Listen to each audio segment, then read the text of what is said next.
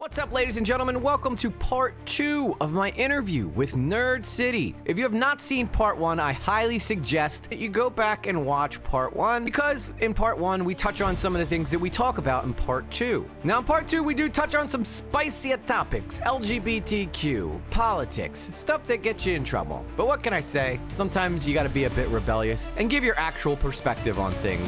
If you watched part 1, thank you so much, and here is part 2 of my interview with Nerd City. Enjoy.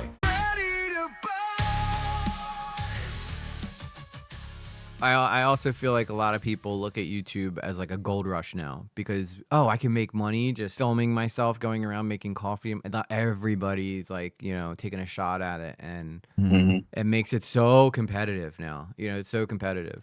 I think people still want to see someone sitting at a desk that looks like a room that they could live in, that looks like a room they'd want to be in, and that doesn't look like a big warehouse with lights overhead and an audience, That's part of the attraction of YouTube, is that it looks like something that if you wanted to do, you could do too. I think that's why a lot of people get into commentary too, because it's like, it's easy. It's like, okay, I turn on the camera and I tell you what I think about whatever this topic is. I think that's why a lot of people start at. And then like, I'm learning through my journey right now, as easy as drama is to talk about, I kind of like want to branch out and talk about more meaningful things too, and not just about who had the latest Crashout. One thing that the Azzyland interview taught me was that there definitely is a point where you should not ignore a smear campaign, because if you ignore it forever, look what happened to Azzy. She just kept assuming that people who knew better would correct it for her, and it never happened. Like, it took the interview we did and the video that came out for the narrative to change, for people to start having basically like a document that they could show other people and be like, look, this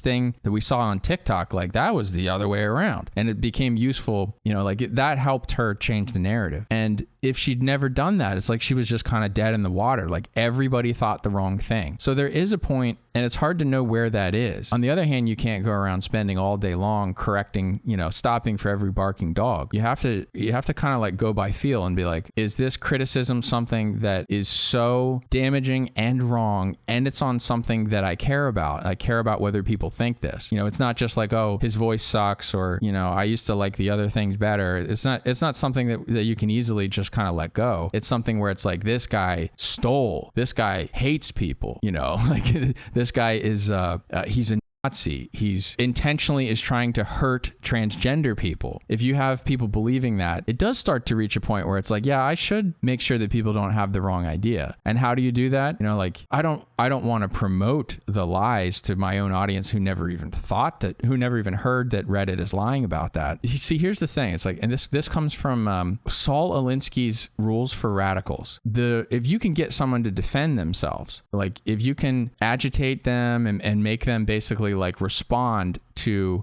a lie, to something that will make them look bad by replying, like the battle is already won in a way, because you're making them repeat the accusation that isn't true. And if they can look bad in the process of doing it, even better, right? If the goal is just to like win this war and sort of defeat a person, to reduce in the case of YouTube, it would be like reducing someone's reach, taking away their audience and making it so that less people trust them later. If you can just lie about somebody and then they reply and they seem like unconvincing or pissed off about it, or they tell everybody the lie that you said, you can just kind of laugh at it, right? Like, and that's what a lot of them are doing. There's no like miscommunication that could be cleared up in a lot of those cases. It's like somebody was just like, this is the most damaging way that I can rephrase this, is the most misleading thing I can say. I'm mad at him about this other thing, and so I'm just gonna lie. That's why a lot of the replies, the exchanges that happened on Reddit, they instantly moved the goalpost. It's like, once I was like, that's not true, like prove it. They couldn't, and they were like, then it switched, like I said, to, well, why are you talking to me? Do you have any problem with LGBTQ at all? So first of all, look at the type of content that I've made before. One of the videos I'm most proud of is YouTube's biggest lie. Yay! Well, now that that's out of the way, let's talk. We tested 15,000 common words and phrases against YouTube's bots, one by one, and determined which of those words will cause a video to be demonetized when used in the title. And what we tackled in that video was, there was something that the the gay community had been complaining about forever, that they were getting demonetized anytime that they mentioned their sexuality. If they said like, my husband, or I got married, they put something in the title, or they started talking about their lifestyle, they lost monetization, and then they felt like their views were suppressed as well. And they've been complaining about that like forever. And when YouTubers would do interviews with Susan, they would ask her like, hey, are you demonetizing gay creators? And she answered in this very legal way, very informed by lawyers way. She would be like, there is no policy to demonetize gay creators. And that was misleading because there was a system that was doing it. And so I investigated that. We looked at it and proved that it was demonetizing gay creators when they talked about their lifestyle. And I could explain why it was probably happening. When I made that video, that was something that YouTube took seriously, and they fixed the problem. And so it was able to, like, that had a positive impact that I'm proud of. It made things fair. It was not fair that a gay person couldn't say they were gay and didn't know why, and was being basically like welcomed into the community, like, oh yes, we love you, please make content. And then whenever they were expressing their authentic self, they just couldn't make money. Like they were running into an electric fence, or they couldn't reach their existing audience. Like that was messed up. And that was something that I addressed in a video, and I am happy with the result it got. And like I still feel the same way about that. Now what's happened since then is, I've said things on a podcast about it hasn't been a good thing for the gay community to lump together AGP with dysphoria, that those are different things. And so someone who, for example, does drag and does it on the weekend and isn't trying to transition and isn't trying to pass, but just enjoys wearing clothes from the opposite gender, that is very different from someone who feels like internally their authentic self and their real body should be something else. It's a totally different phenomenon, or mental disorder, however you want to call it. And when I explained that on the TBH podcast, someone on Pyro's subreddit said that I was promoting 4chan conspiracy theories, that autogynephilia, AGP, is a 4chan conspiracy theory. I don't know what they're talking about. Like, I don't know how that is spoken about on 4chan. I haven't been using 4chan in that way. Okay. There's something that I understand outside of that. So that was just a lie that was being said on Reddit. And that's just sort of whispered down the lane. And then there was another thing where, there were people who were getting in trouble within the Discord for bullying and for posting, basically like spamming the same image over and over. And then when they would get in trouble, or for saying that I was, my involvement in crypto was a scam, I would say like, don't say that. Like, that's not true. Whenever there was moderation, there were definitely some people who came out of that really angry and trying to think of what's the best way that I can like get him back for moderating the Discord, which had to be done. Like it had. If you followed along with that podcast, the way that Discord was before, everyone that I was sending towards it would tell me personally that they couldn't use the Discord, that it was like a hellhole. So I felt a personal responsibility to clean that up and make it something that I could be associated with, that required some moderation. And when I basically every host brought moderators from their normal Discord server there, and the first few that I brought along quit because they were getting targeted by like fucking crazy trolls from whatever fan base. I don't think they were coming from me, and they were basically being forced into quitting or to not doing their job. And so, any good boss should be willing to do what they're asking people to do. So I put my face on this moderation in a way that the other hosts weren't doing. I wasn't asking people to take all the hits from me. I was like, all right, look, you can't do this, don't do this, and saying why. And then the people that like blamed me for getting timed out or for getting kicked out of the Discord, they're the ones who ran to Reddit and started making those threads. Like, I don't want to shout them out by name, but like they're the ones that did it. We know who they are. They're people who were notoriously banned. So everyone got sort of led around by the nose by people who they wouldn't want to be on Discord with these people. Like these were real mean-spirited troublemakers. and they fooled everyone by just lying about it. So anyway, the whole transphobia thing, it's like our moderators in the Discord are trans. Like everybody that Pyro brought is trans. I think we got 4 of them. There's numerous trans people in the... See, what I'm doing is defending myself here. Like I'm around trans people all the time, and I have friends that are, even before YouTube. I have experience with this, and it's not something that I have a fear of. What I think did happen is I spoke about it in a way that reminded people of something that made them, you know, feel shame or rethink something that probably needs to be thought through a little more carefully, and not just like blanket complimented or affirmed. You know, like some of the things I said, I think were uncomfortable. For sure. They're not transphobic, and no one in the Discord server actually takes that seriously. Like you can go by and ask, and a trans person will probably tell you that that's bullshit. Well, I think that made it a pretty clear answer there. Yeah, I think it's just easy. It's just to rip the Band-Aid off and just, you know, clear this stuff up. Another thing, can you explain what this cat owner thing that people always associate? Yeah, so like I started to think that was a funny way to summarize the larger problem that we were having in the Discord. And that problem was when the Discord was at its most unusable, people were spamming the same image over and over. I can show you a screenshot that you can put on screen if you want. Like there were some people that would post the same picture like 100 times. And in order to capture it, you're going to have to put 6 screenshots in a row to show how much of the same flooding post that they were doing. So that was one thing that we wanted to fix. And so how do you describe that you're not allowed to do that? You might say, no spamming the same image over and over. So once that was said, then people were like, well, I'm going to spam different images then. I'm going to spam a collection of images. So then, you know, they get around the rule. And then listen, I understand this rebellious spirit. Like I get it. I don't like rules either, right? But in a way to try to make that Discord usable, we had to have some rules. So you go, well, don't spam the same image over and over. So then what does someone do to test that rule? They spam different images in the same amount, in the same frequency. They take everything out of their camera roll and go like bing, bing, bing, bing, bing, bing, right? So then it's like, all right, well, don't spam so many images like that. You're flooding chat and you're interrupting conversation. So then the way around is like, all right, what if we, in a coordinated way, I spam an image, you spam an image, you spam an image, you spam an image. And so the people who otherwise would be running into this problem or who just want to like troll, they start flooding chat, but they're kind of like taking turns. They're like, to come back to the first principles of it. People would join a Discord related to a podcast because they like the show, they want to be able to reach the host, they want more additional content, and they want to talk to people who have similar interests, right? So if you're keeping people from talking to each other or from talking to the hosts or from any of those things by spamming images, then you're getting in the way. Like you're not doing really any of those things. So then it was like, all right, well, look, cut down on the images. And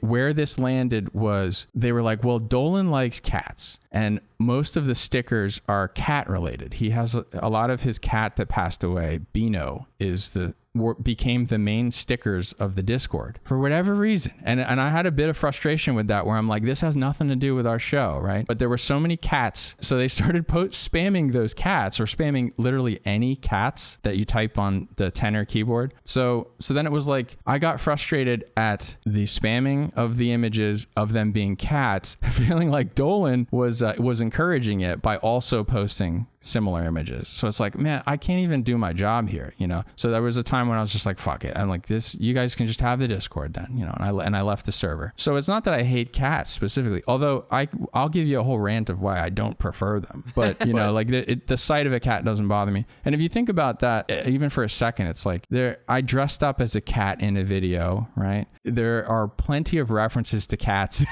Listen, I'm defending myself about cats. They've already won, right? You know, it's developed like some crazy meaning that people have like told me that it's like some dog whistle for some other crazy thing. So I don't know about that, but what it is to me is it's a sign that someone has like basically had me explain to them by someone who doesn't know what they're talking about. I play along with it most of the time. You know, if someone posts a cat, I just go like, rah, and I pretend like I'm mad. I don't give a fuck, you know. The problem was spamming, and the problem was that people were telling me that they joined the Discord and they hated it and they had to quit. So I was just trying to make the Discord better, you know, and it just turned into that because that's what these stickers were. Makes sense for sure. The last complaint that people tend to have about you is they say that you can't take criticism. Would you agree with that? Or would you say that you're open-minded? Can you elaborate a little bit on, how that could possibly be miscommunicated? The can't take criticism thing. Well, I mean, first of all, I think some of the people that say that they wanted me to, like, I don't know, engage with their criticism, whether it was like praise it or they didn't get what they wanted out of criticizing me. Is that fair to say? So does that mean I can't take it? I mean, if anything, it's like I ignored it or I didn't reply in a way that they liked. But the thing is, like, that's also sort of a trap where the only way to prove that you could take the criticism would be to say that you agreed with it. And sometimes, like, people just get shit wrong or they say things that I think is a dumb criticism, so I'm not going to praise that. If I think your criticism is dumb, like, it doesn't feel good to you that you didn't like convince me and I didn't go like, well, this changes everything. It's like sometimes it's just like you were off base and I didn't like it. But as far as criticism is like super useful. I steer my content sometimes based off of criticism. Like if you think about this, the investigation of narcissism and NPD and trait narcissism comes from what you could technically call criticism. I said in a video, like, I was trying to figure out on the fly, like, well, what is this? I think it's imposter syndrome. And so, like 150 people corrected me in the comments and were like, no, nerd, I think this is actually narcissistic copying. This has to do with narcissism. And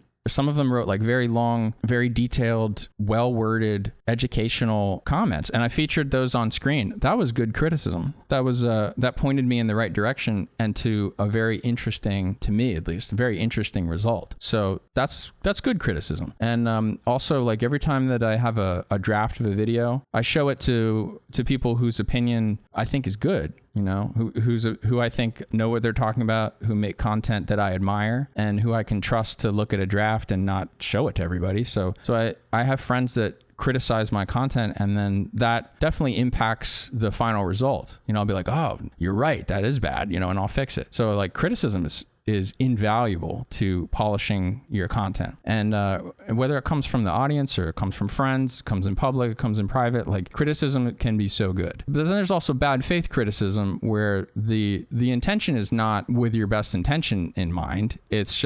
It's meant to, like, insult you or punish you or to convince people that, you're bad or something. And you can see that a mile away. Like that, it has a completely different tone to it. It doesn't sound like a fan, like it sounds like someone who wants you to die, So like, I don't like that. And I ignore that kind of thing. So I would say, of course, all criticism is not useful. Some of it is really useful. And then other stuff I think you could call it criticism, but what it really is just an attack. And there's no shortage of that online. Yeah. If you're a YouTuber, you know that a lot of people will watch your videos and then all of a sudden they become a professional on whatever topic it is in the comments. And yeah. And saying that somebody can't take criticism, it's almost like it's a trap on its own, because you're trying to force the person to either praise and accept what you said, and just basically like admit that you were right, or to stand their ground. And then if they're standing their ground, you can say, well, look, see, I told you they can't take criticism. And really I think the examination should be on, is the criticism good?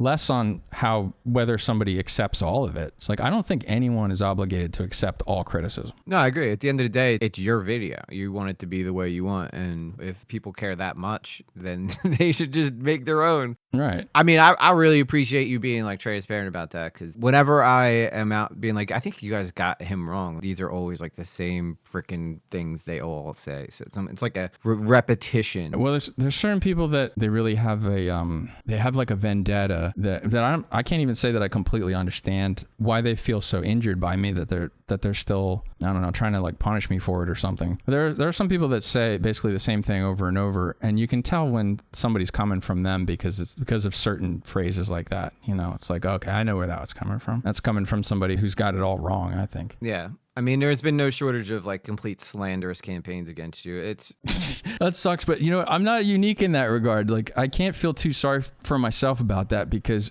who isn't polarized at this point? Like, I was trying to think, I've asked this question to friends before, but it's like, who isn't politicized at this point? Like, who doesn't have some percentage of people who know about them who will, if you mention their name or you say that you admire them or something, oh, I love this person's stuff, they will try to like shoot it down. It's like, I feel like everybody at this point has got, I hate to use this term if it's in reference to myself, but it's like, think about all of the famous people, who doesn't have haters, right? Or who hasn't been politicized to the point where people have tried to put them in some box that they're on this team or the other team. I can't think of anybody. And something else I'd want to say about that is like, I get it from both teams, this you're not on our team thing, because I'm not. Like in this last video, I have people telling me a very, very contradictory things. There are people telling me that I have Trump derangement syndrome because I talked about the way that Trump handles humor, and they sense a criticism there, and so they're like, oh, he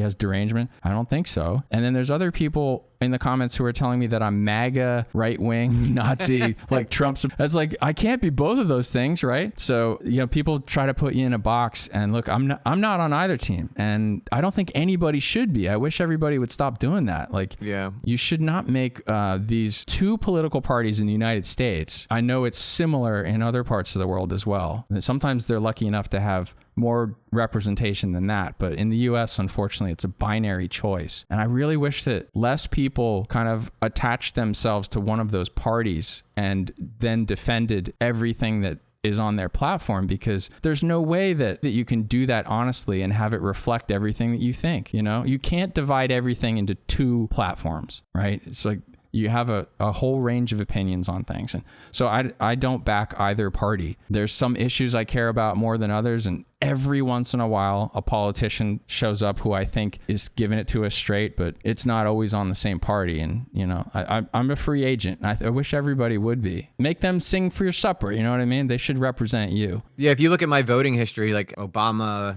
I even voted for Biden, and then Trump. It's like I'm all over the place. Great people. Yeah, you shouldn't be put in a box like that. Yeah, you're doing yourself a disservice. Plus, you're blinding yourself. Like I've seen it. I've seen Republican conservatives just never ever admit any fault of their party, and I'm like, it becomes dishonest. You end up basically like you're backing up your team no matter what they say, and there's no way that you actually can do that with how those parties are. You're lying at some point. And just to be clear, both sides do that. Yeah, I mean, it's the tribal mentality. People find themselves in a tribe, and then all of a sudden you're like, yeah, go team, go our team, and then you blind yourself to any type of open-mindedness. There was a point in time when I asked that question. There was a period where iDubbbz and I were thinking about working on a collaboration about deep fakes. This was like 6 years ago or something. This was back when that technology was just first starting to become accessible to the mainstream, that you could run it on a powerful computer, and you could like map a face over another face, or you could train a neural net on a voice and then make somebody appear to say something with a sound clip that they didn't say. It was very, sort of like rudimentary and crappy compared to what we have now, but it was starting to come out. And so we were talking about AI, and we were like, what could we do that would sort of get a lot of attention or be really funny for this? Like, what if we demonstrated the technology by trying to make somebody who would never say something like really controversial or offensive? And we're like, yeah, that might be funny. And so we were bringing with someone who basically everybody likes right now, like that has almost no detractors. There's so much goodwill for them that if you made them say something controversial, it would be really shocking. The two people we came up with were Elon Musk and Jordan Peterson. Wow, how things have changed. Yeah, boy, have they, right? So those two men have been politicized at first, I would say, like against their will, and then have leaned into it quite a bit. But it's wild to remember that there was a time when they had almost like universal appreciation, and then things have changed, and now they're some of the most polarizing figures. And I feel like I can't think of anybody who's even in that honeymoon period that everybody would know. I feel like everybody has got some people that are really angry at them about something, and they have become a team player about it, and now they're pretending that they're angry at them about everything. Yeah.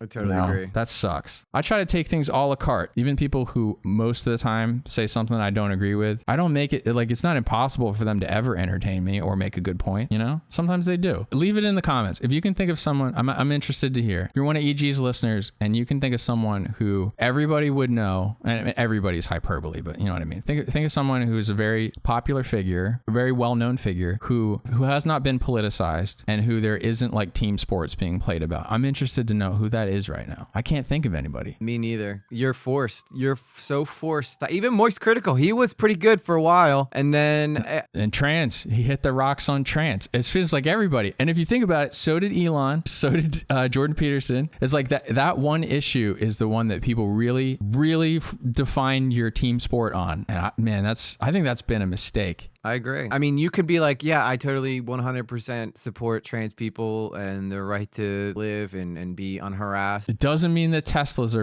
a bad car, and it doesn't mean that everything Jordan Peterson knows about psychology is wrong. Yeah, you know, because then you could be like, I do feel some type of way about, a trans UFC fighter fighting women, and end up like, you're transphobe, like you're done, you're done. I think I think politicizing people like that has been a massive mistake because if what you're trying to do is convince them that they've got it wrong, the way to do that is through persuasion, is to be like, hey, as a fan of yours, I just wanted to let you know that, check out this research. Like, look at this, listen to this person's testimony. I think that what you're saying is insensitive, or I think you're missing something, or maybe you don't know this, like that's the way to get someone to listen. If you instead of doing that, are trying to just like destroy them in every way possible, the result that you're probably going to get, especially if it's someone who actually has value to add to the world and they're talented and they're good, it's like Elon Musk and Jordan Peterson did not vanish, right? What did happen to them is they got politicized, and then they became, like, to the other team, one of the most overpowered foes you could possibly have. Like the people who started to be angry about Elon Musk when they caught wind of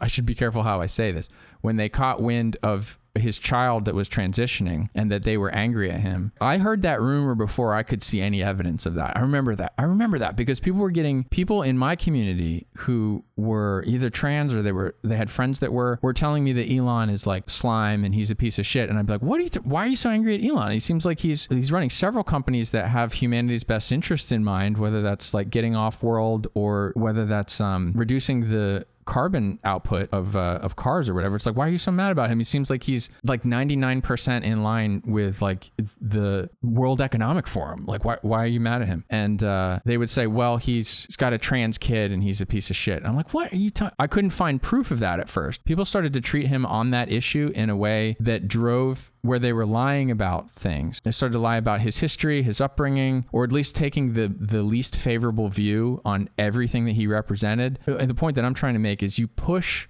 a person like that towards the open arms of your opposition. And so look at what happened. Like, Elon has become politicized, and he's become, in a way, like the shadow president to Donald Trump. And that is not a result that I think people wanted. You've got the wealthiest man in the world who is not a moron, although he's got a questionable sense of humor and he can be cringe. He's quite smart. He's got quite a lot of resources, and he did a lot to get Donald Trump elected. So if you didn't want that result, then pretending that his cars suck and calling him a Nazi and stuff, like, they have pushed him towards this character that he is now, that didn't have to be the result. And honestly, I see people like trying to do that to me. They're trying to politicize me over something that they're angry about. And it's like, let's disagree a la carte, like we might have different thoughts on one or two topics. And that doesn't mean that we disagree about everything. Well, let's not pretend that we do. And if I got something wrong, I absolutely am listening if you want to explain it to me. Yeah. I feel like Elon described it the best with a Twitter post. He had this little graph. He goes, this is where I used to be. And it was like on the left, but it was like kind of left middle. He goes, and then the left went so far left that my views haven't changed, but now find myself leaning right. My politics haven't changed at all. It's everybody else's who have. And now I'm kind of a victim of that. I think that's relatable to a lot of people, like, so happened to me. Things got so extreme. Well, good to hear. I mean, I kind of feel similar similar. And I think the same thing happened to people like Joe Rogan and Russell Brand and Elon Musk and all these other people who were certainly sympathetic to a lot of progressive ideas. And then, you know, they got like scorned and treated like an apostate and purified out of the progressive movement to the point, to such an attempt to destroy them and smear their reputation, that they were left with only trying to basically create a new movement. And the new movement is like, it probably is somewhat centrist, you know, and maybe not even really right leaning. If you look at the past, right, it probably would be.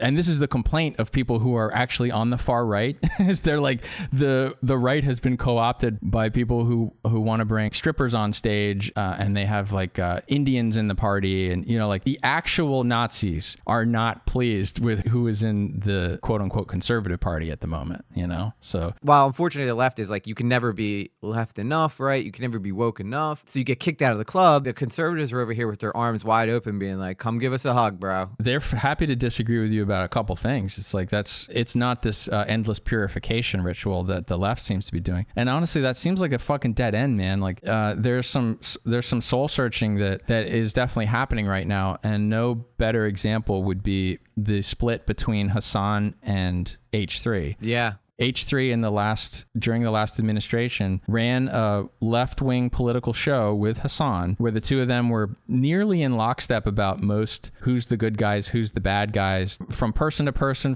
about politicians, and then from policy to policy. They were pretty much in agreement, and that was the losing team. And Ethan is really soul-searching and realizing like, well, I'm not allowed to disagree on this one issue, and look how much they're attacking me over this. He's like, you know what? I'm not a communist. I don't want to be associated with communists that are going to treat me like this. And so I think the more extreme people are being pushed out. I don't know who's going to win that battle, but there's definitely some infighting that's happening on the left right now that it's going to have to happen for the left to ever stand a chance again. I know, and they keep saying, who's going to step up and be the Joe Rogan of the left? And I'm like, that can't happen right That's now. Joe Rogan. Yeah. It's Joe Rogan. It's still the same guy. Yeah, and it's like, well, the reason why that can't happen right now is because the second anybody challenges even the slightest idea, they're done. They're kicked out. Yeah. They're labeled a Nazi. They're labeled whatever, fascist, trans. Like, you can't win. So, and that's why conservatives love to stand up for their points. Like, they love debating. That's where a left person will just be like, you're blocked. I don't want to deal with you. Your ideas don't align with mine. I don't have time for you. Get out of here. And you're just like, well, that's a sign. That's usually a sign of a bad argument, you know.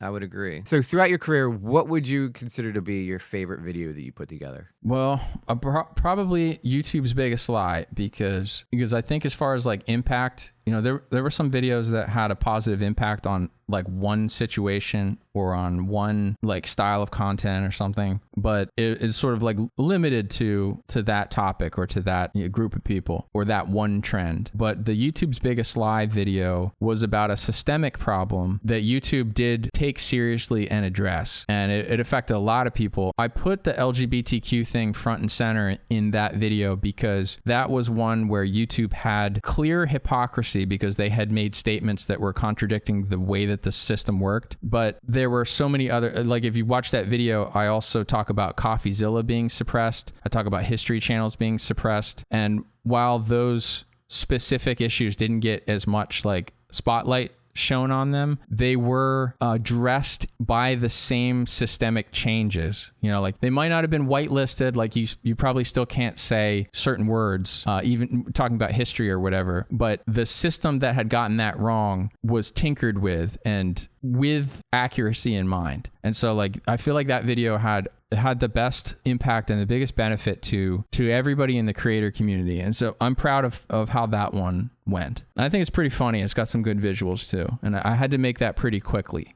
All right, so in your most recent video, you decided to bring on Big Bungee, who I think is doing great. I think he's freaking hilarious. What goes into a decision about like who you'd like to bring into your videos? Well, Big Bungee's kind of like a unique situation at the moment because everybody's saying the same thing to him. They're like, he's the only 2016 commentary channel that's still doing it.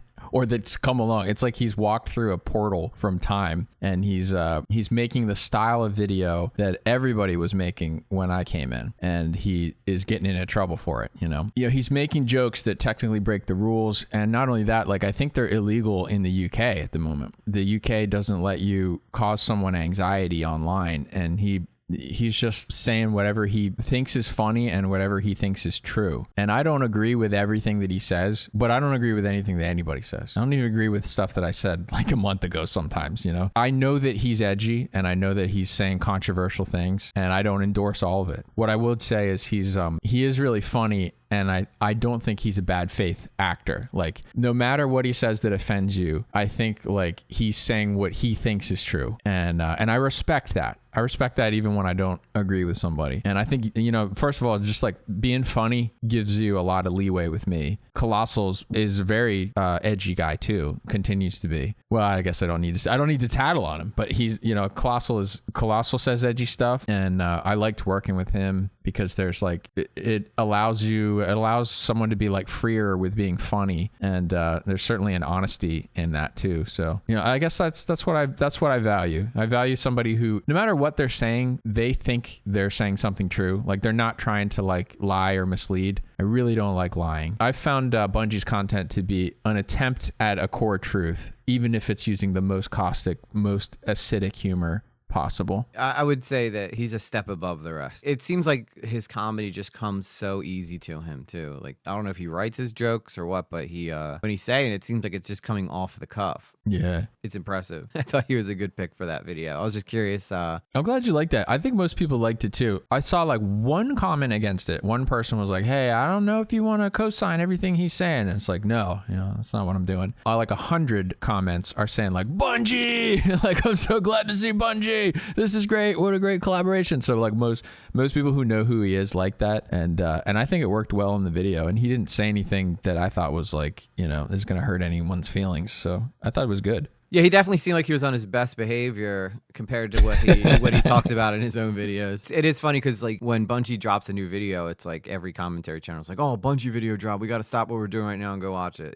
He's doing something right. Yeah. Right. Absolutely. I try to use comedy. Comedy is very hard, but especially when you're tackling like serious topics. Commentary, like a lot of times it's like you're dealing with like really adult crap. Yeah. Oh, and also like people who thought that I had like Trump derangement syndrome because the video kind of criticized him or whatever. Like Bungee sat through that and was laughing along with me. Like he didn't have a problem with what I was saying about Trump, and he loves Trump. Like he thinks Trump is super funny. Yeah, I mean, I voted for Trump. I'm pretty much supportive of him right now. What did you think of what I said about Trump and his sense of humor? Like, did you think that was overly critical or deranged? No, everybody knows Trump's narcissistic. Like, it's just who he is. He's unapologetic about it. I mean, that's why we voted for him, right? We want a guy who literally is like, he puts himself before everyone else. So most likely, if he's representing America, he's going to put us before everyone else too. I feel like even if you really like him, you know that that's the way he is. And so like just talking about it, it's like, we don't have to pretend that he's not narcissistic. It's like, that's the appeal. Yeah. If that's a shock to you, then I don't know who you're watching, but you're not paying attention. I understand how people would be weary about, I mean, going all the way back to when people bring up Trump, it's usually like the famous Quentin Reviews line. He goes,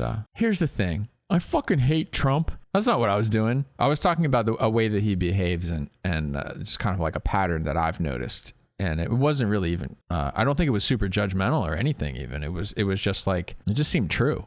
Yeah. I mean, I was critical of him with the way that like his Zelensky interview went down. I was just like, how is he going to let JD Vance like gaslight him like that? God, it was so cringe. Yeah. The whole way that went, but I know. And other than that, like I'm pretty supportive of a lot of the stuff he does. A lot of the people in my chat were like, yeah, I see what you're saying. Not his best moment. Like, so that's how I know I got a good audience, when they're open-minded to stuff like that. I know when my audience might be small, but they're very open-minded. If they disagree, they'll tell me. But they're not just like, you said something about Trump. You didn't just go along with everything he said. Well, I guess better than bringing up Quentin Reviews, I don't need to fucking drag him through the mud again. Better way to kind of, I guess, wrap that up would be to say that the reason that I brought up Trump even ties back into the first video in the series where we were talking about how there's an ethical rule in mental health called the Goldberg rule, where it's frowned upon to speculate about the disorders or the psychology of people who aren't your client. And yet so many people violate that to talk about Trump, and they sort of make excuses for it. And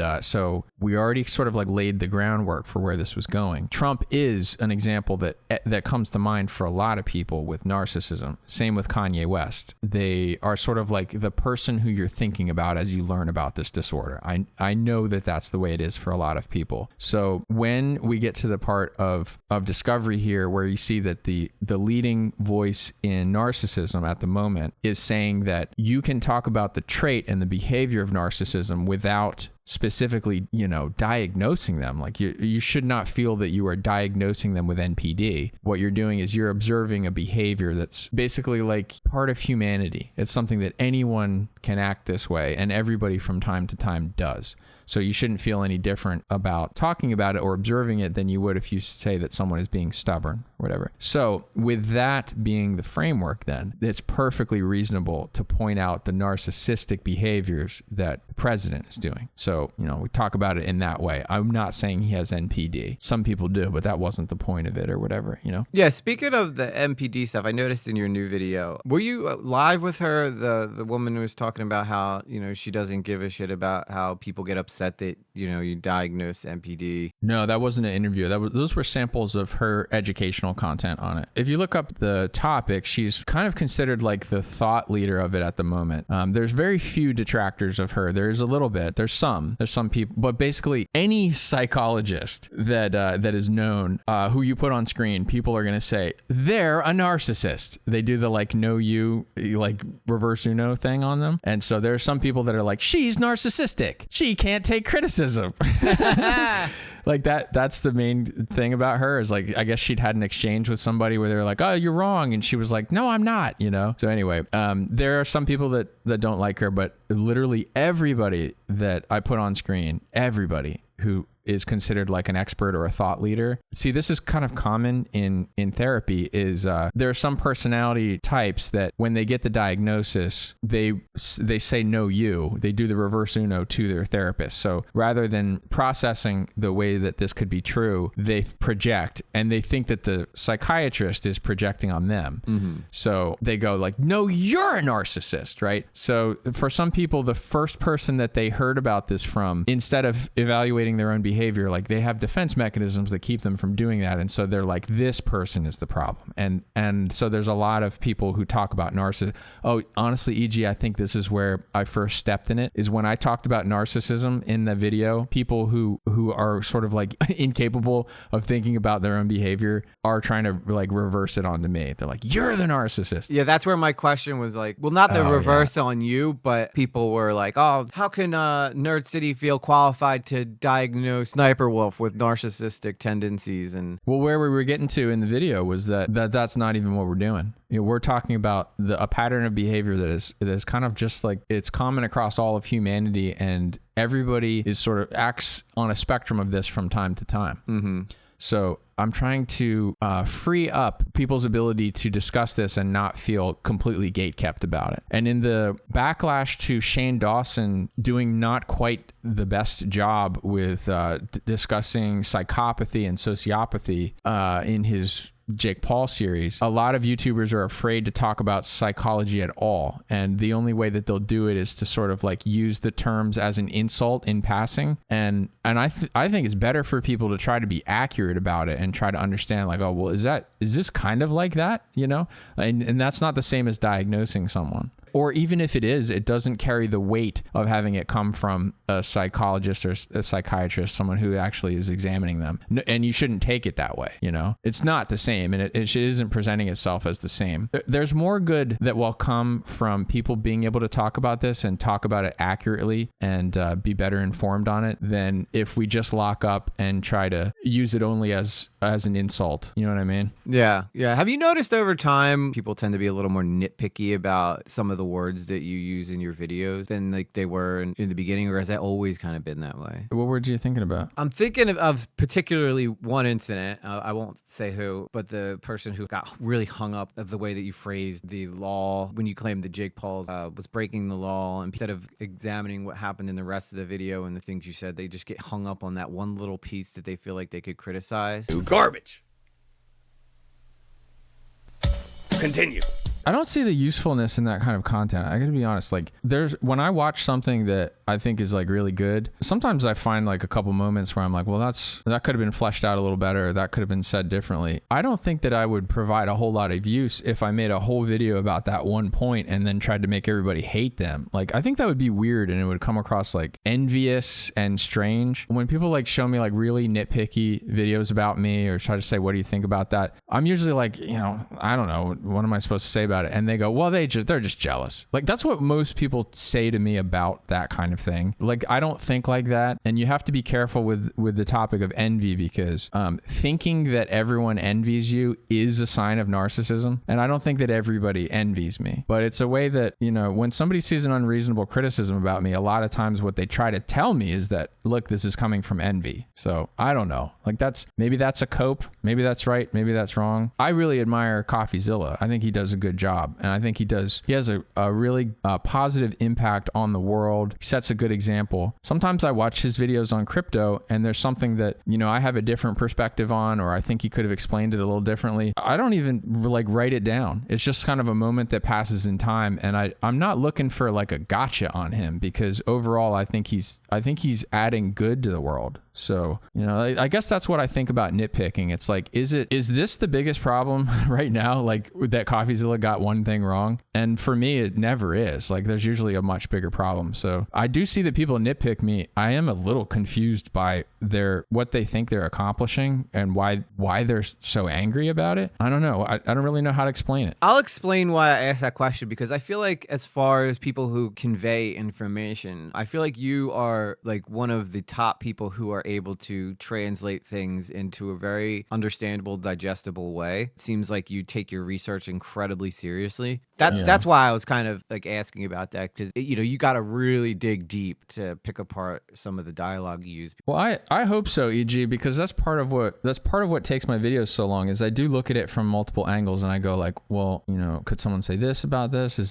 Could this mislead people in this way? If somebody took this joke literally, like how would that negatively impact the person I'm talking about? And that's something that I've learned to take more seriously over time. There's some jokes that I probably would take back. For example, when I said I can't remember which video it was, but I said about Philip DeFranco, this guy's a white nationalist channel or something. And to me, it was obviously a joke because in that moment, if you were like super online, you knew that Tariq Nasheed, this grifter, this race baiting guy, had made a database of suspected white supremacists. And it was basically like anybody who hadn't backed him up in his drama or who had sounded critical of like some of the shit he'd said. And Philip DeFranco was one of those people. So on his database of suspected white supremacists, this smear campaign he was doing that he tried to make look like official, like he's an NGO or something. He put Philip DeFranco, and Philip DeFranco, everybody knows, is kind of like, well, certainly not an extremist in any way. Like I'd said earlier in the interview, he's someone who tries to convey like the middle of the road on most topics. At the time that video came out, it was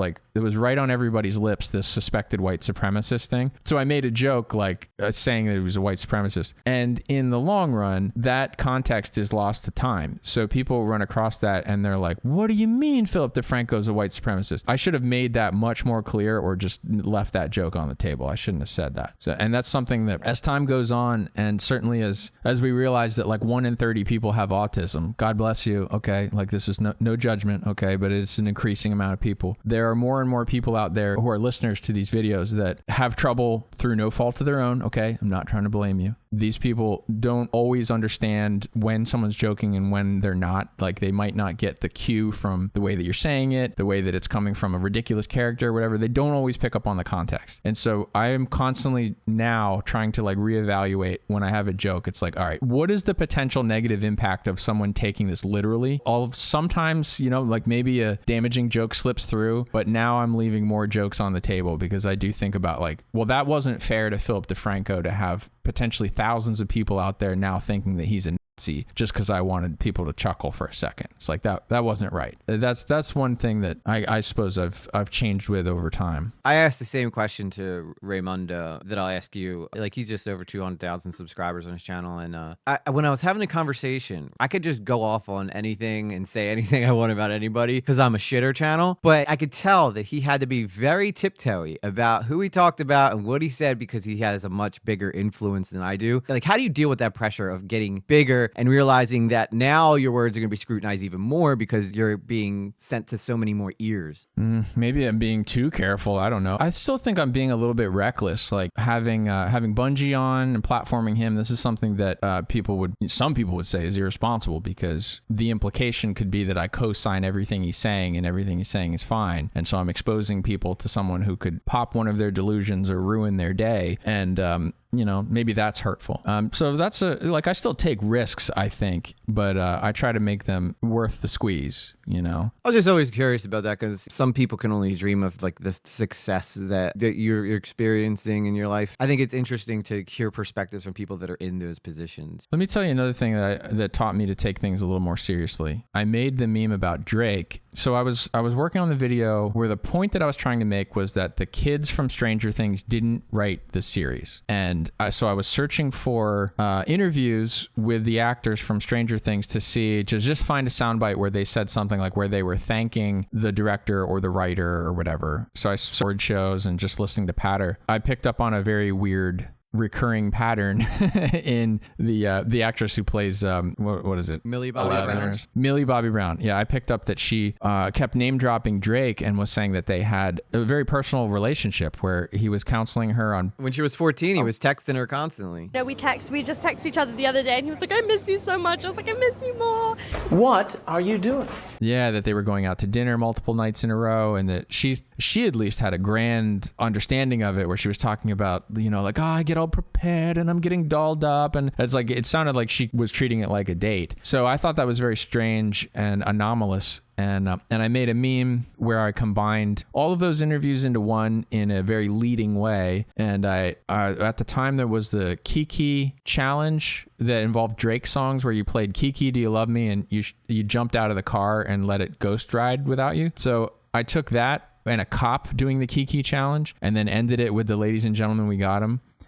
And so it was leading people in the direction of Drake as a pedophile. Now I didn't have any proof of that. It was just sort of I was making an insinuation, and I put that meme up. I made it very quickly, posted it, and it took off while I was continuing to work on the video. And so I'd sent it to Nikki. I'm like, look at this. And she's like, that's fucking weird of him. And then someone at her work showed it to her because it had hit the front page of like World Star. And she was like, there were people who like knew the people involved, and they were like, have you seen this? And so it was getting back to us through the public that didn't know that I'd made it. So it like fucked up like Drake's day, Millie Bobby Brown's day, like it had an impact on them, and eventually leading to a lyric in the Super Bowl. Say Drake, I hate you like I'm young. Halftime show, that really stems from that meme and the attention it got that day. So I think a little bit more seriously now about like, if I'm going to make an insinuation like that in a meme, then let me make sure that they deserve it. And I've never done additional research on Drake to know anything about that. Like that was just a one-day thing when I found a weird thing in an interview. So I think now about trying to be responsible about something potentially so career impacting as that. I mean, there's video of him like kissing a 17-year-old girl like on stage or something. Yeah, right? So there's a lot of things that have connected people to him doing some strange things, but that Millie Bobby Brown thing is probably one of the strangest things for sure. Yeah. Whoops. I don't know what I can say about it other than I just try to take things a little more seriously now, because a meme can really make its way around the world quickly. So I try to do better. I try to do responsible research on something that's really serious like that. Meme responsibly. That's your new shirt. Yeah. How fun. I mean, so I grew up and lost my sense of recklessness, I suppose you could say. Yeah, I think it happens with a lot of us as we get older. The ability to get something on World Star comes great responsibility. reality, Peter. That's right. That's from Uncle Ben, right? I believe he said that to Spider-Man, the World Star thing. I guess now World Star would be the what's the name of the new Spider-Man from? What's his name? Miles Morales. Right. Yeah, it would be like, Miles, before you post something on World Star, make sure it's right. This is probably like one of my last questions other than my closing question. You handle so much information in your videos. You obviously have a knack for researching without giving away like your techniques. How do you go from taking all this massive amounts of information and turning it into not only an informative message, but an entertaining one? Wow, that could be a really long answer. Yeah, it's a loaded question. I'm sorry. So how do I basically like digest a ton of information and then come out with a point from it, maybe? Yeah, I think that would be. Is that what you're saying? That'd be a fair way to say it. But you also tend to make it entertaining. I mean, I'm sure you have so much information that you deal with that not all of it makes it into your videos. So I guess in a way, like how do you decipher what you're going to put in there, and then how do you translate it into something that people can understand as easily as possible? Because you do have a knack for that, and I know that you have touched on earlier how important that part of it is to you. Well, if we're talking about a channel that has a lot of videos, the first step is familiarizing yourself with the content. You need to understand everything that they've been doing and then start to think about like, well, why were they doing this at a certain point in time? And, I would say that I go into some videos with an idea of what I'm looking for. I'll have already seen something that doesn't sit right with me, and I want to see if there's more of that. So I might start with something I'm looking for, and I start to make my way through the content. I'll see other things that I didn't know and that I don't think other people know. I'll start to make notes. I think the problem with a lot of commentary videos is that they just watch each other and copy each other's opinions. Yep. And they don't go looking for other stuff, or they don't devote enough time to watching the rest of that channel. So what I try to do is just look for what else is there, because what I've found every single time, whether it was Colossal and I working on J Station or working on the Jake Paul stuff or working on SSSniperwolf, is that there are some really crazy things in there that nobody noticed. Nobody other than maybe their fans who would have watched it all, and maybe they were too young to even get the significance of it. So I don't think anybody knew, and I Googled this a few times, I don't think anybody knew about like SSSniperwolf and the poop inspections, or SSSniperwolf and the struggles she's having with her hair. Like there's nothing on any of that. You have to really kind of watch it all to start to be like, oh wait. So it goes like wig, dirty hair, wig, extremely dirty hair, wig, right? And I think most people are just like, they look at the wig and they think maybe, well, she wears a wig sometimes, or they don't know it's a wig. You have to kind of take it all in to realize like, oh, she's hiding the fact that she doesn't shower, and it isn't just an observation, it's something she's talking about all the time. But nobody really kind of put it together, or no one who was looking for something anomalous about her channel found that. So part of it, I guess, is knowing what other people have said about her. And then I don't even make an effort to not cover the same things they're covering. I just find so much other stuff that I don't need to, Do you feel like she probably had no clue that anybody would ever pick up on, I guess, on this stuff? I think she is probably feeling surprised that somebody actually listened to her. She probably got used to this same tactic that was always used, where it's like, well, they go after, she fakes her gameplay, or they go after that she talks shit about other females, maybe,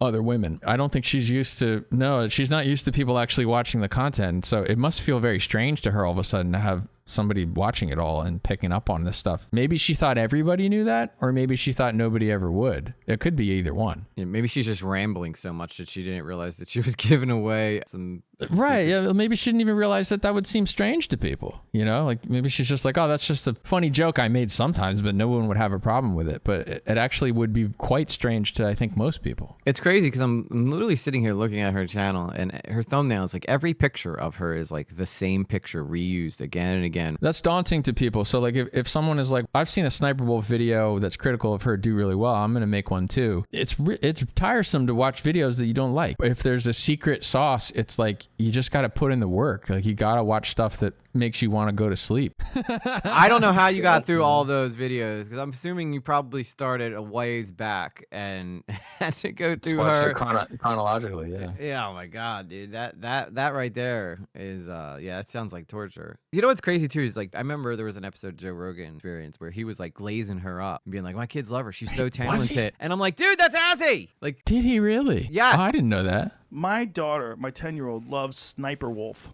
SSSniperwolf. SSSniperwolf is a YouTube character.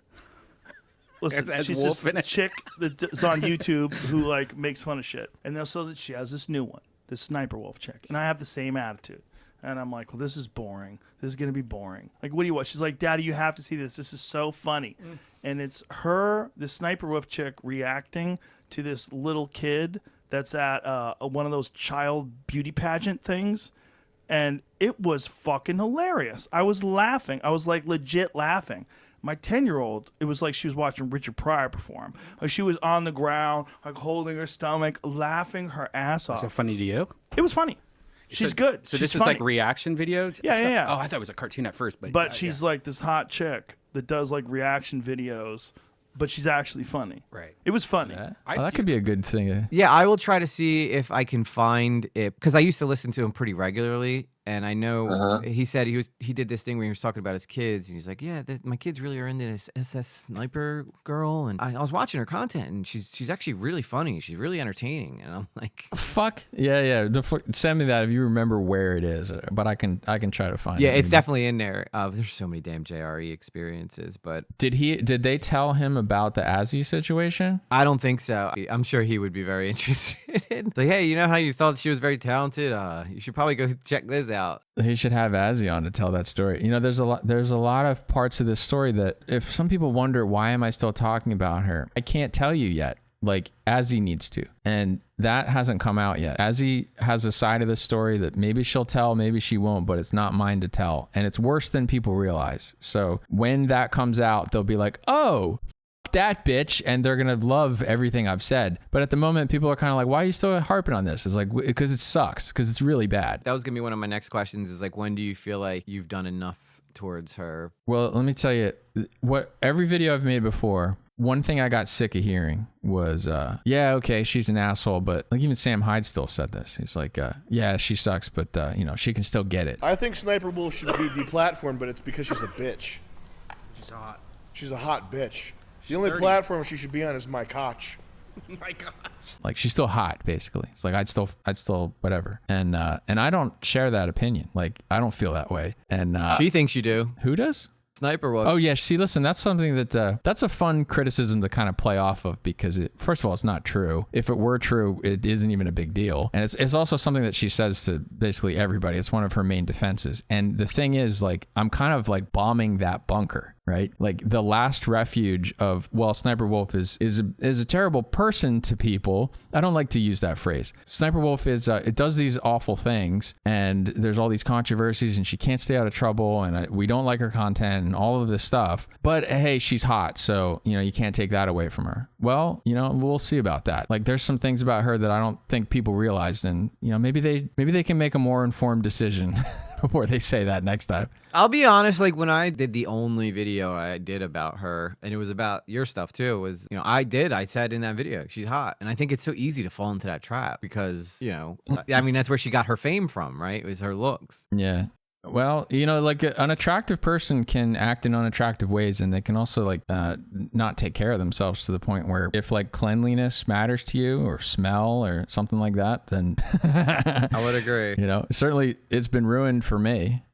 Yeah, I've dated gorgeous women who I'm just like, what is that? I can't anymore. It's amazing how quickly that can happen. Yeah, like a guy that's got terrible breath or something. Like he might be attractive to girls or to women, and then they go on a date with him, and if he's got halitosis, then they're turned off. You know what I mean? Yeah. I don't even have to go into the deep lore to explain any of this. It's stuff that she just put in her content. Like she's also said things like, I'm lactose intolerant or whatever. It's like, that's not going to go in my video. But she is talking about the fact that she does not shower, and she doesn't seem to think that's a problem. So like, that's fair to point out. So if you care about somebody that isn't going to stink, hey, maybe you'd want to know that. Yeah, what do you say to the people who are like, just chalk it up to you being weird or over obsessive? Well, I mean, it's just, I think they're finding another way to describe doing a good job. A lot of people equate a skill or a talent with autism now. And, like sometimes autism can be paired with a special ability, but not every talent is autism. Like people who play professional sports aren't autistic necessarily, right? Yeah. It's just like if somebody is like a perfectionist and tries to make everything really good, like that's not a disability necessarily. I mean, so I think that's something that you hear from a lot of people. I couldn't have done the jobs and accomplished what I had in life if I was like, for example, autistic, or if I was like an obsessive stalker or something. Like I've certainly like I've passed thresholds that you would not be able to pass were that the case. So I think what people are really doing is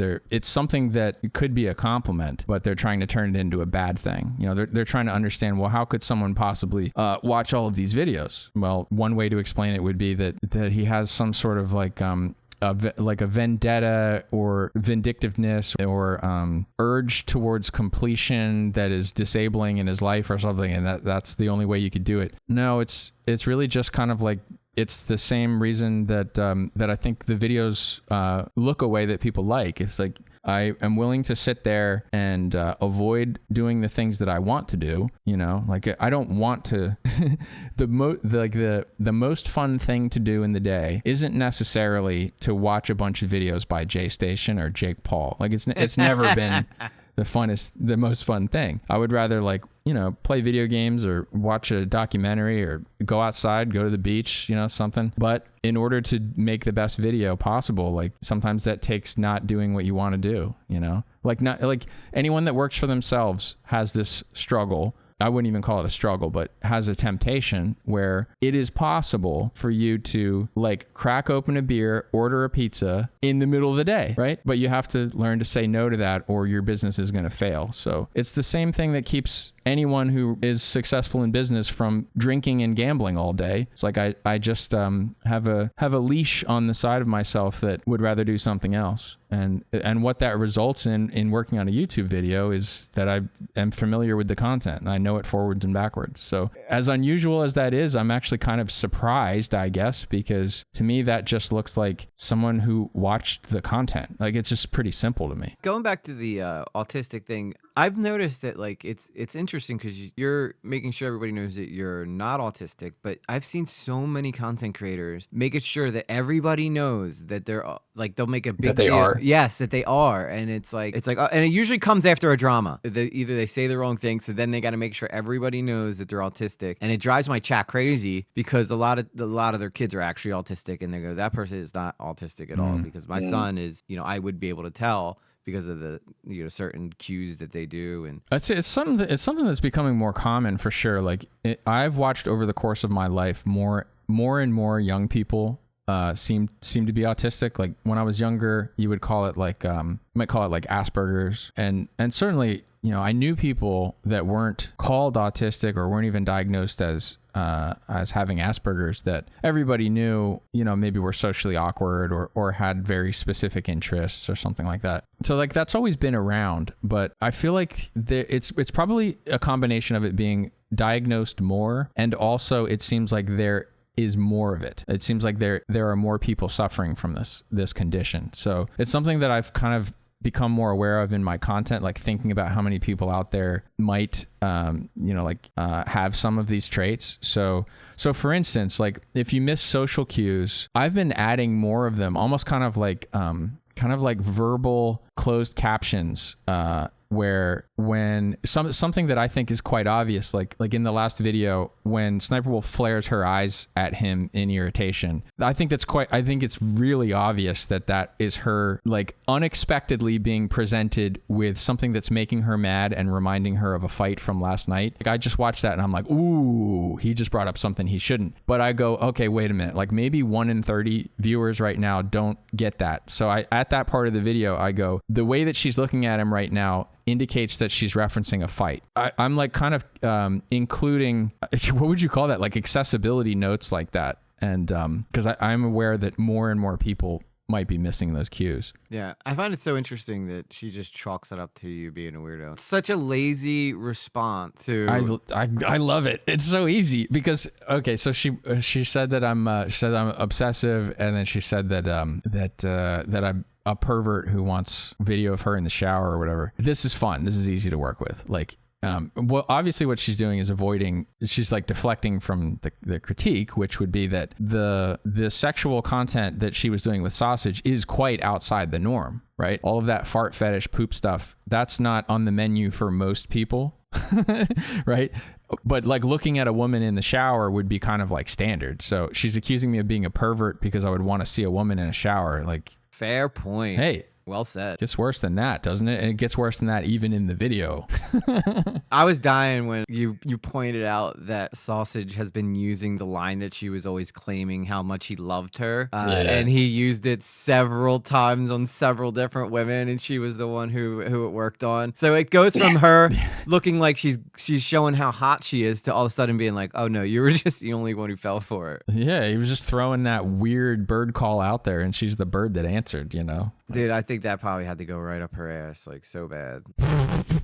Yeah, I was kind of joking about as I was working on the video. I'm like, you know, there's some of this stuff that is definitely gonna get under her skin because it's like a Moab bomb on her bunker, which is that, oh well, I'm hot. This guy has done a lot of things that a lot of people would be turned off by, and how much that is her fault, how much of that is his fault. It looked consensual most of the time, and it's pretty gross. And I don't know. It's just I think she understands that it's undermining her image as a sex symbol, and that's part of the intention. Because like I do think that she's a public menace. Like, I'm not kidding about that. I think that her being a children's entertainer and her serving the role of like Mr. Rogers or fucking Barney for people, or like what would be an appropriate age content? It would be like, it's like 9 to 16 or whatever. Like that age group should not be having their what is good and what is bad morality coded by someone who's psychopathic like this. So maybe like iCarly or those shows that were geared towards like, tweens. Sure. Disney content. Yeah. Like she is reaching a Disney audience with her content, and I think that she's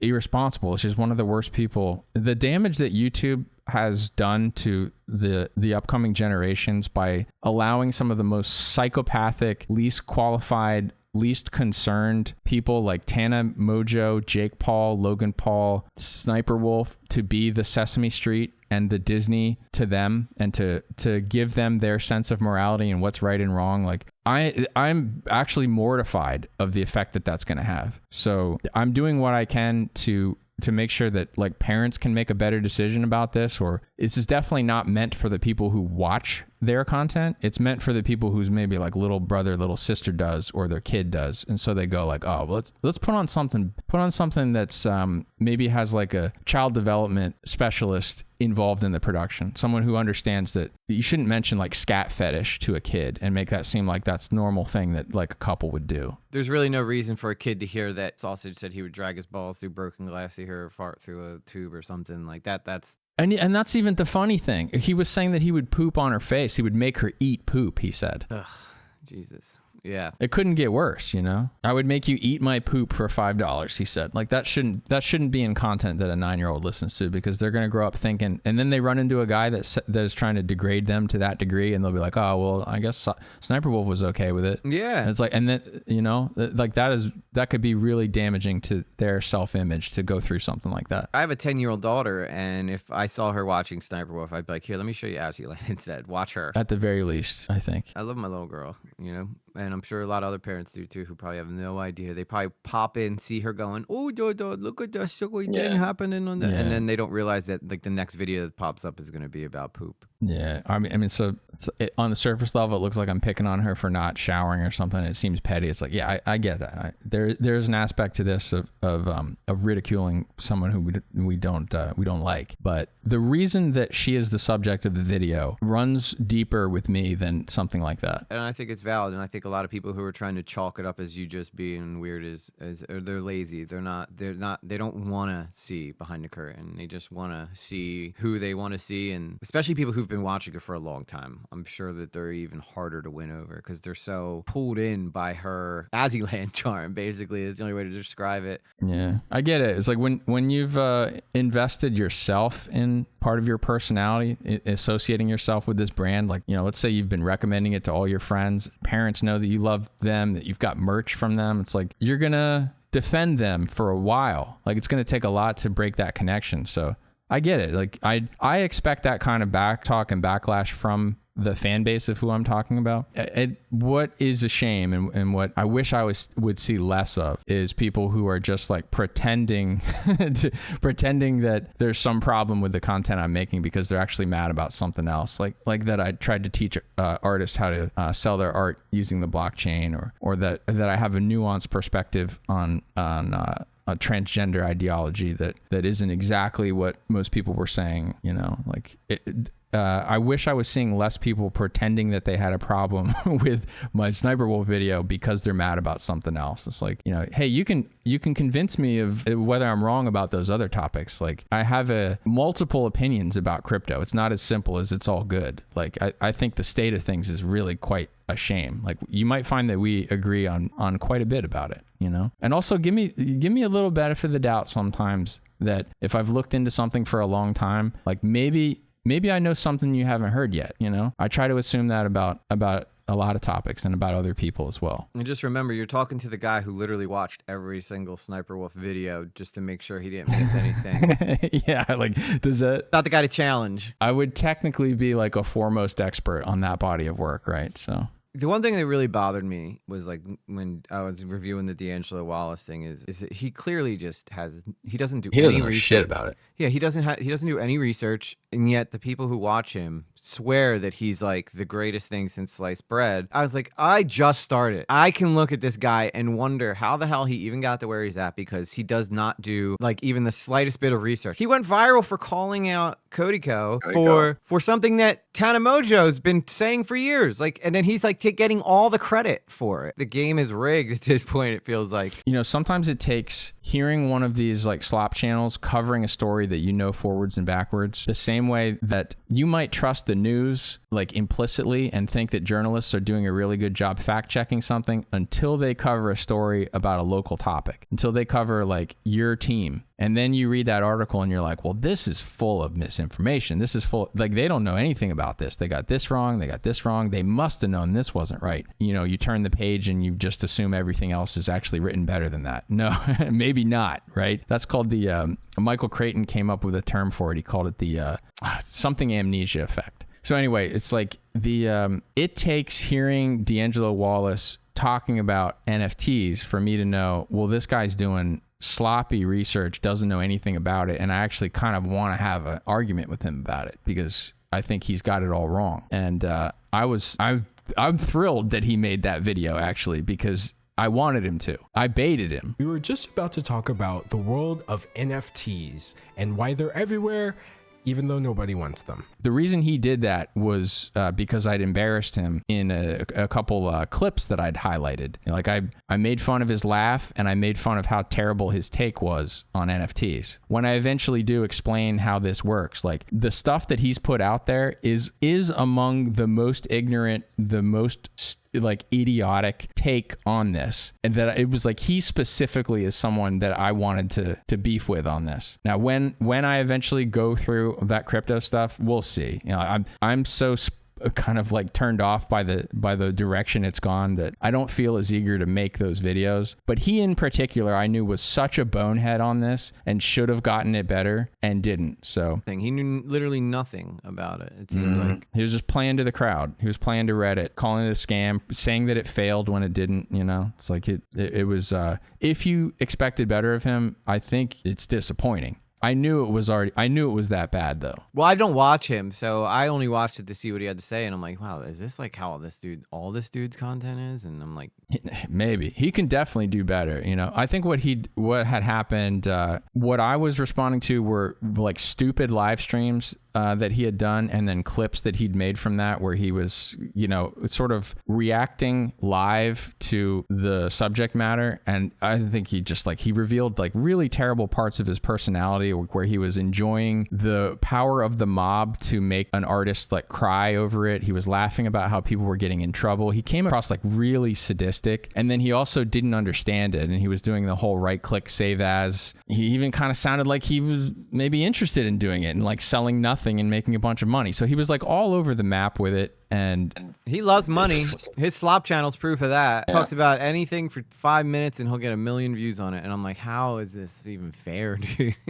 And he's one of these guys that's just kind of kicking the door shut on people that used to be him. If you look at his channel history, he started out as a guy who was live streaming digital art. He used to have his tablet and he was drawing stuff. He was the type of person who could have benefited from being able to sell their art to guys who had a lot of money in crypto. And he, like, now that he doesn't need it, he was part of the reason why that's so hard for them to do. So I kind of see him almost like one of these, like immigrants that comes into a country and then all of a sudden is anti-immigration. It's like they're trying to kick the door shut behind him. It's like one of the saddest things is that digital artists don't have a way to monetize outside of like drawing fat art for people one-on-one. And when that came along, it's like he was one of the people that shit on it. It's like I find that like I think that's shameful. I think he should be ashamed that he did that. It's a clear difference between you and him. I mean, you're literally sitting here talking to a guy that has 3,000 subscribers when you're almost at 1 million. And well, anybody that finds you should be proud. I think you're a gem that's hiding in plain sight. And the people who have caught onto it already, like you're an early adopter, and you're correct. Like EG he's a good guy and he's a talent and he deserves more viewers. So I think it's going to happen. I appreciate that. I mean, I enjoy doing it. It's fun. I love connecting with the community, and I think that like I'm cultivating such kindness in my community. And I think that going back to what you were saying with your Discord, I think that's why, because you were bringing in really nice people to your Discord that had also another community full of people who like to really kind of stir the pot. I know that when I raid other creators that I'm friends with who have very trolly communities, my people are like, no, this isn't for us. Well, my people that come by your chat, I think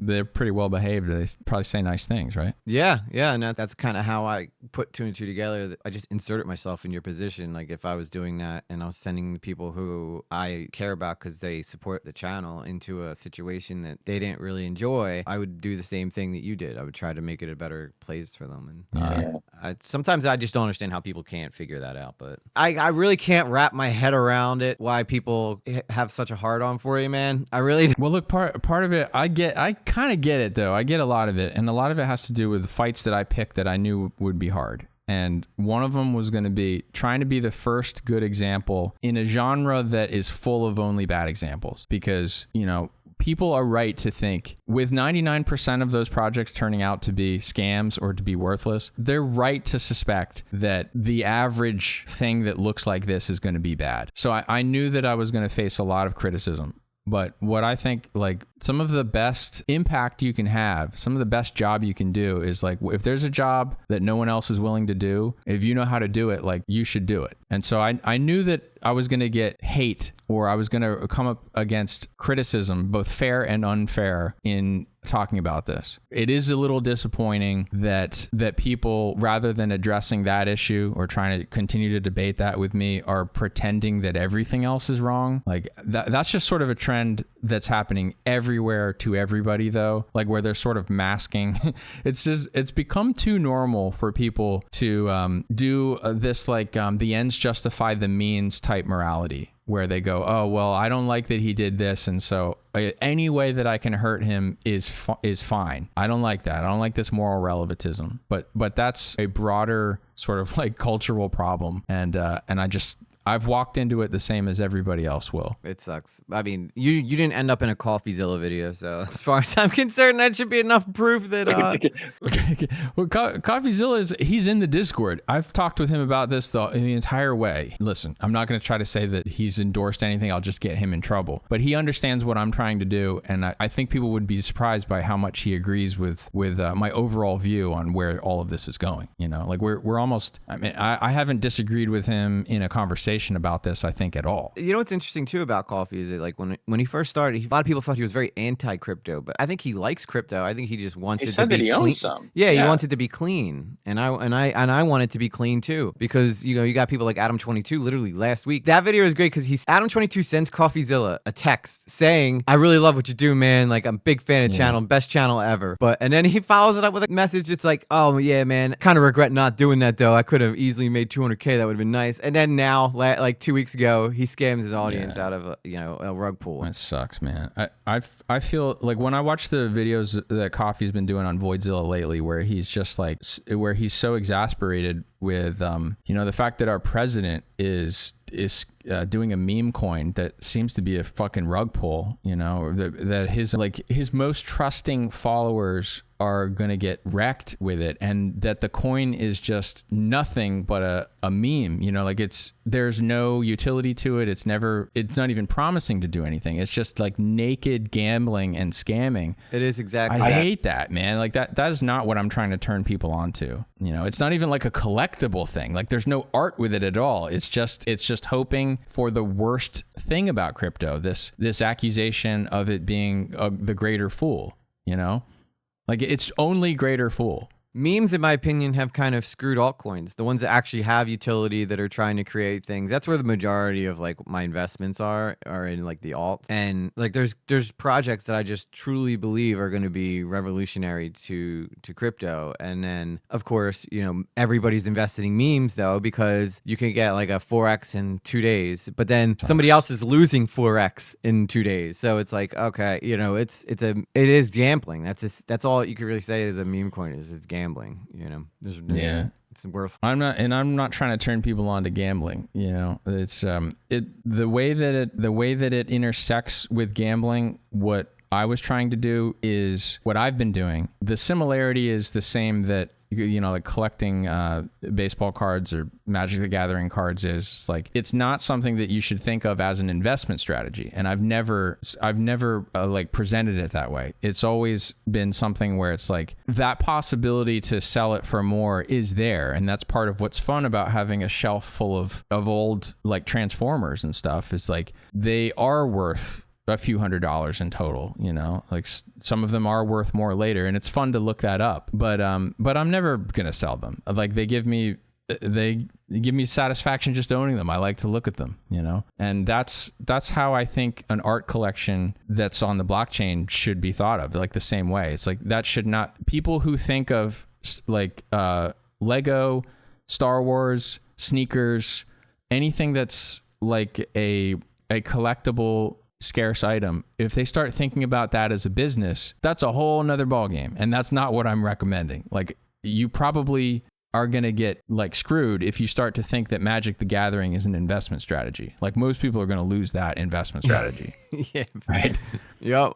But I have no problem with people being like, this is a Black Lotus, it's worth whatever, it's like that's part of what's fun about it. Yeah, I think it's like a $20,000 card or something because it's so rare, but I don't even play Magic, but I know of the Black Lotus card. Where collectibles intersect with like a market value, like as long as people take it for, as a hobby, it's fine. It's dangerous if you are really susceptible to, if you're going to like empty out your bank account and buy Magic the Gathering cards, like that's a mistake, and I would tell somebody that with any collectible. And it's just a shame to see that the gambling aspect, the gambling possibility, and there's a little gambling to cards too, right? You get a pack, you don't know what's in there, could be something really good, could be whatever. That's fun, and it's just got to be kind of like left in the realm of fun. When it stops being fun is when people are dumping like, thousands and thousands of dollars into it, hoping to make thousands and thousands back. Then we're talking about something else, and that's where crypto has gone lately, and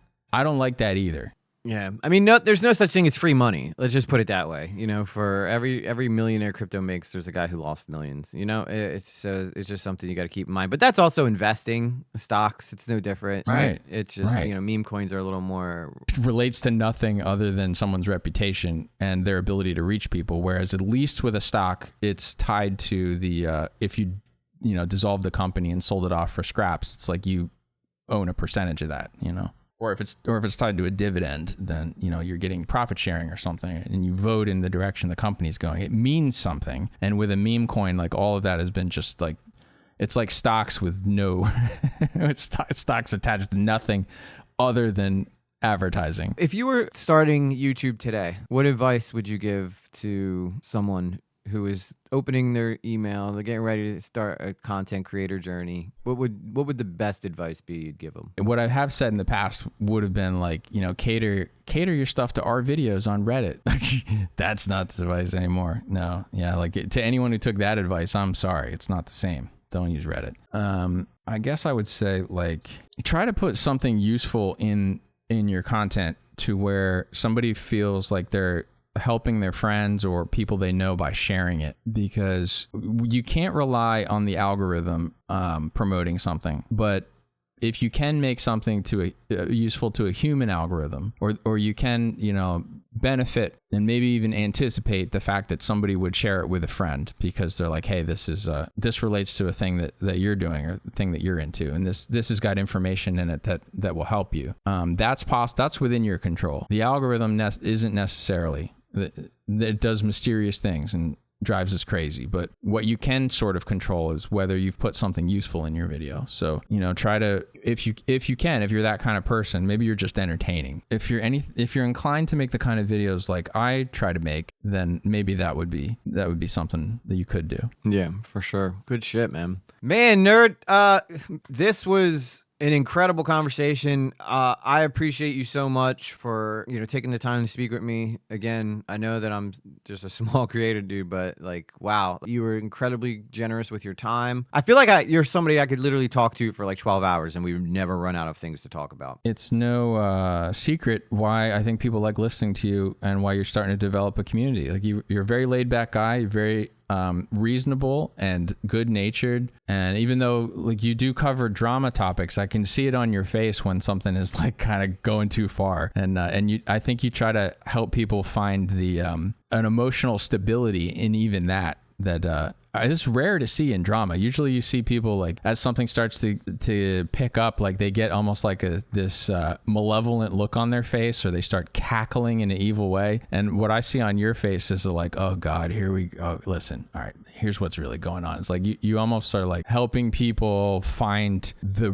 reasonable like position in a chaotic moment. And that's good. My thing is like if I criticize you, I want you to have deserved it. I don't want to just criticize you because I'm trying to get likes and clicks and stuff. I want it to, so that way when I go to bat for someone, it means more too. But you know, there's no shortage of like monsters out there, you know, like there's a lot of shit that deserves some scrutiny. I mean, that's why there's so many drama channels now. It's almost like too much, which is kind of why like I started branching out to more bigger cultural things and like interviews like this. Entertainment industry is full of psychopaths and sociopaths. Like they thrive. So it's something like 3 to 7% of the population in general, and then within entertainment it might be 20 to 30%. So like the people who have the opposite of everyone's best interest in mind, like they're all over the place. So you know, it's good to see someone who's like covering things in a way that isn't just like one psychopath on psychopath, you know. Like I think you're a good voice that needs more listeners. I'm gonna do what I can to, you know, try to bring that to you in the way what's within my reach. I really appreciate that, man. I always kind of told you, it's like I've watched you for years, and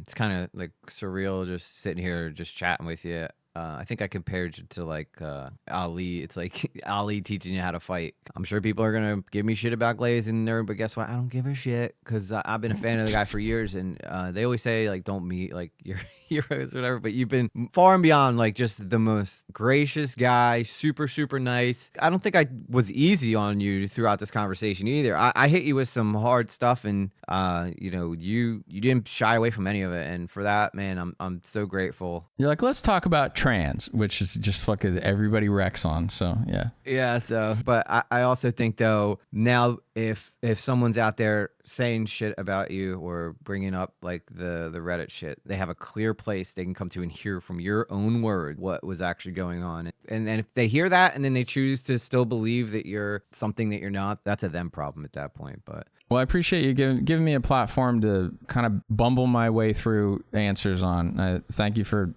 being interested, and thanks for listening for what was probably too long of an answer most of the time. Hey, it's all good, man. It's all good. If you had like if somebody had seen the stuff that people were saying and are on the fence, what would you say to them that you'd want them to know as like the person who's kind of been getting slandered?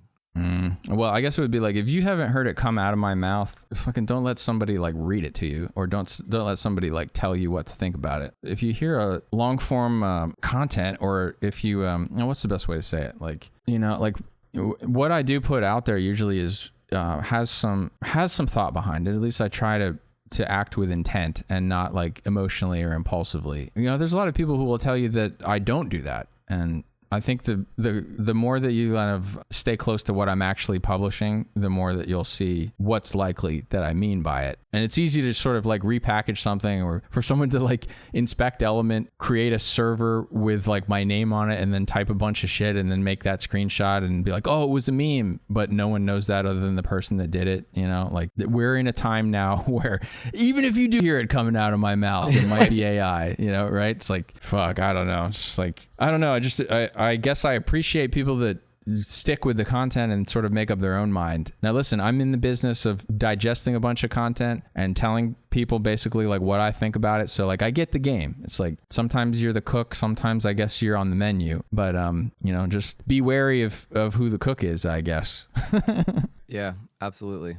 Well, Nerd City, this was an absolute pleasure, sir. Probably, in my opinion, if you would have gave me like top 5 people that I could interview on like YouTube, you definitely would have been top 5. Well, that's crazy to hear. I appreciate that, man. That's a big compliment. Well, before I ever even thought about doing content, you know, I was watching your J Station shit and your Daddy 05 video, all of it. Good shit, man. Good shit. And just keep making content, man.